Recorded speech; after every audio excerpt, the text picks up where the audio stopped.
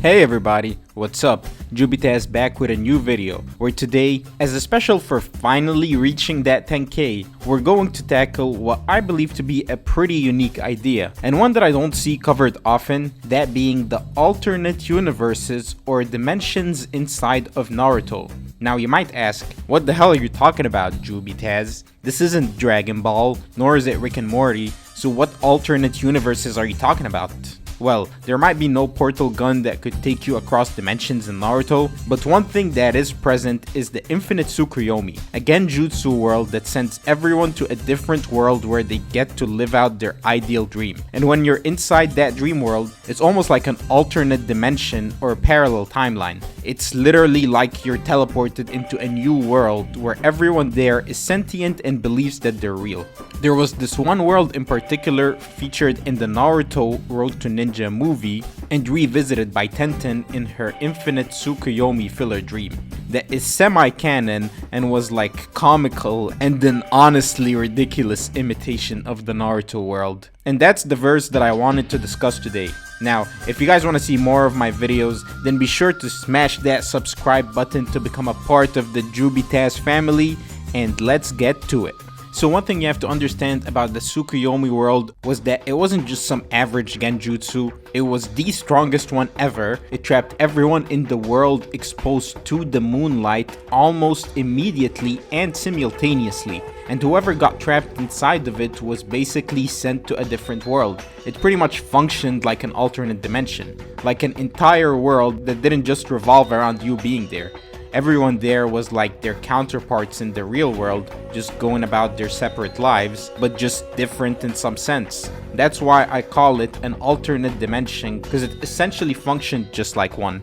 Like Itachi said, everyone lives dependent on their individual knowledge and their awareness, and that's what is called reality. And someone's reality might be another's illusion. So even if it's fake, it could function as a reality for those caught inside of it. And it definitely is just that for the characters living in that world. Now, going back to the Tsukuyomi world from the Road to Ninja movie, this is an alternate timeline where Sakura's parents sacrificed themselves to save the village from the Nine Tails instead of Minato and Kushina. So in this timeline, Naruto is not an orphan and Sakura doesn't have any parents, which is why they were sent there by Tobi when Sakura wished she didn't have her parents and Naruto was subconsciously asking for the exact opposite. Funnily enough, in the Road to Ninja world, Minato and Kushina actually seemed like the only characters that didn't have a different personality in that universe, you know, with the exception that they're actually still alive.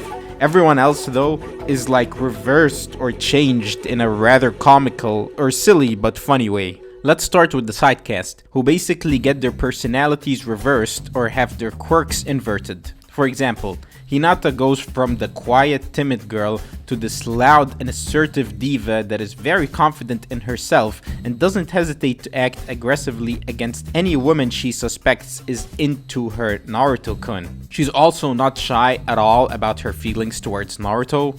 Kiba and Shino just have their quirks reversed, which is lazy writing but also low-key hilarious. Kiba's still a dog user, but for some reason he loves cats, and him and Akamaru just hate each other. And Shino's an insectophobe that likes gardening or plants instead of training insects. It's the same thing with the other teams. Shikamaru's an idiot that loves to fill his mouth with food. Choji's a wise ass that watches what he eats and doesn't like to fill his stomach. Ino's now the shy and timid one. Neji's a perv that uses his Byakugan's see-through ability to spy on unsuspecting women. Lamau. Jiraiya would be proud. And the themes for everything being reversed continues. Tsunade's got a flat chest, while Shizune has her rack. Kakashi's goofy, loudmouthed, and kinda silly, while Might Guy has no energy and is always tired, no longer in his youth. And Rock Lee's a cross-dresser that wears women's underwear. Now, I'll get more into Guy and Lee later, but yes, this is quite a world. Like, at first glance, you might think it's uninspired or too simplistic to just have all the characters reverse their role or their personality, but frankly, when I rewatched it, I found it to be pretty entertaining and funny to an extent. And if those characters didn't do it for you, then may I introduce you to the ladies' gentleman, Playboy Sasuke or Flirt Sasuke, which in my opinion was the funniest one, considering that Sasuke doesn't ever acknowledge a single female in the original timeline. And then you have this Sasuke chasing every woman that moves, acting like a lover boy, and funnily enough, being so annoying that he finally ends up on the receiving end of Sakura's punches or aggression. So what can I say? This Tsukuyomi world is definitely a crazy one. And also, another thing about this alternate reality was that the Akatsuki was not prepped up against our opponents, but they were actually a group of mercenaries that the Hokage would hire on occasion. And from how it looked, it seemed like Itachi was the leader. So that's pretty cool for us major Akatsuki fans, I guess. Now, the reason I said semi-canon earlier about this universe was that Kishimoto was heavily involved in the production and development of this movie. He was the one that made all the character designs of the alternate versions of the characters, as well as the general idea, though he most likely got some other scriptwriter for the exact dialogue. But this was the first Naruto movie that Kishimoto was officially involved with. There's even a prologue episode to Road to Ninja that's a direct adaptation of a one-shot by Kishimoto about Naruto's day before the events of the movie. And now, let's look at the counterpart to Naruto in the alternate universe, Menma, who even his name is a play on Naruto, just a change from one ramen topping to another. If you are ever interested in seeing an evil Naruto, or how Naruto would have turned out had he gone rogue, well then, that's basically what Menma Uzumaki is. In the Road to Ninja movie, Menma went rogue and began kidnapping shinobi with rare Kekkei Genkai, though I suspect that the Obito from the original timeline took control over him or secretly turned him evil at the start, since Minato and Kushina were concerned about Menma's whereabouts and were looking for him until they found his counterpart Naruto, indicating that he'd gone rogue quite recently. Anyways, this evil Naruto is the main antagonist of the movie, or side antagonist if you consider Tobi as the main one, and his brief descent into darkness has made him cooperate with his own version of Kurama called the Black Nine Tails. Menma splits his Nine Tails into 9 separate chakra entities named the 9 Masked Beasts. At the climax of the movie, Naruto and Menma clash, and Tobi even briefly takes control of Menma's body to fight Naruto and Sakura. And eventually, when Menma is defeated by Naruto, he reverts back to his original state, and even his hair turns back into blonde, which supports the idea that Menma was possessed or was not his original self for the duration of the movie. Now, the most interesting thing about this alternate timeline is it does get revisited again in the anime filler as part of Tenten's Infinite Tsukuyomi dream. However, there are a few caveats or distinctions between each verse. Those distinctions mostly revolve around how Tenten's Infinite Tsukuyomi dream world tries to tie the Road to Ninja world and the one panel of Tenten's dream in the manga.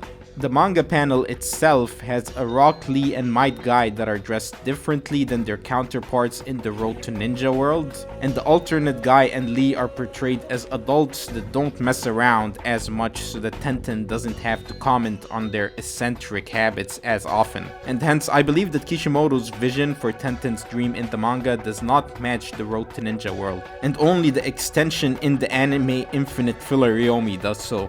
Now, going back to Tenten's Infinite Tsukuyomi dream, and you'll notice that all of the characters other than Guy and Lee match the Road to Ninja counterparts exactly. We even see the Sakura of that verse, and she's competing with Hinata for Naruto's attention. She's also constantly rejecting Sasuke and calls him a cheap flirt. So like all the other characters, her personality seems to be completely reversed. There's also another anime episode of the Sakura from the Road to Ninja verse being dropped into the original timeline, which explains her absence during the events of the movie. That's also the reason why Sakura was confused by the breast sizes of Tsunade and Shizune, since they're the exact opposite of her world. And if we look at the village layout, then we can even see Sakura's father in the Hokage rock monument, exactly like in the Road to Ninja movie. So we can confidently assume that Tenten's dream is the exact same alternate universe as the one that Naruto and Sakura were sent to by Toby in the movie, with the exception of Rock Lee and Might Guy's outfit and mannerisms possibly. The most person that I find interesting though is Naruto's counterpart, also called Menma, though he goes by Menma Namikaze here. And he even takes more after Minato's calm and cunning personality. He's actually the only one to figure out that Tenten is not the Tenten of their timeline and is likely from a different world, which is interesting, not only in how intelligent Naruto's counterpart is, but that he could acknowledge the existence of an alternate universe where this Tenten could originate from. Menma also has full control over the Nine Tails, and we even see him casually transform and defeat Hanzo and his salamander after the Hidden Rain decided to invade the leaf. So yeah, that's also another different dynamic. In this timeline, it's the smaller nations attacking the greater ones. Eventually, Tenten caves into the world she was sent to and decides that this is where she belongs. Now, Tenten's far from the only one trapped inside an alternate universe like Dreamworld. However, I believe that the Road to Ninja World is the only one interesting enough to discuss in a full-length video, as all the other dreams are very brief or short-lived, especially if you go by the manga, and they're all essentially the same as the true reality, with the only difference being that that world is twisted slightly to favor the dreamer's deepest desires, like Sasuke fighting with Sai over Ino, for example. Other than that, most of the characters in those other dreams seem to be more or less the same, personality-wise.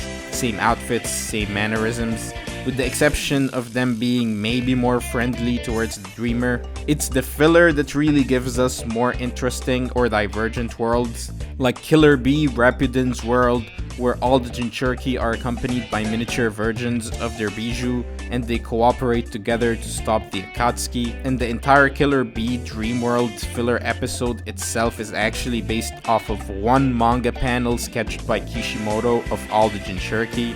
Or Karin's dream, which brings us a new mission of Team Taka, and everything seems to be more or less the same, except Sasuke slightly more sympathetic to Karin. Or even Tsunade's Tsukuyomi world, which is a tad complicated as she dreams that she's reading a new novel of Jiraiya's, and the alternate verse takes place inside of that story, and it's basically just a bad version of Naruto Shippuden in my opinion. Like, I personally did not like it at all. It's almost like a what if Minato didn't die, and it includes some weird hypotheticals like Hiyashi Hyuga being the masked man instead of Obito, and Sasuke joining the police force and raining hell on the villagers. They kinda made Sasuke a dick for no reason here, which annoys me, and also Sasori being the true mastermind behind the Akatsuki, which I suppose is kinda dope. He even turns the Raikage, Tsuchikage, and Mizukage into his human puppets, so that's cool for the Sasori fans since we don't see much of him in the canon considering he's the first Akatsuki to die, but other than that, I wasn't a big fan.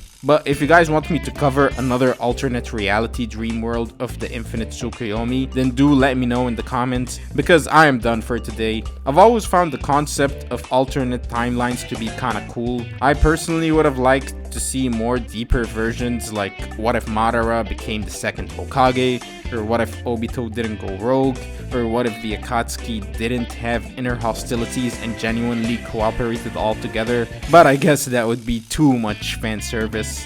Now, once again, I want to thank y'all for the 10k. Wouldn't have made it without all your support, so pat yourselves on the back. And other than that, I suppose I'll see you guys in whatever comes next in the Jubitas channel. Peace out.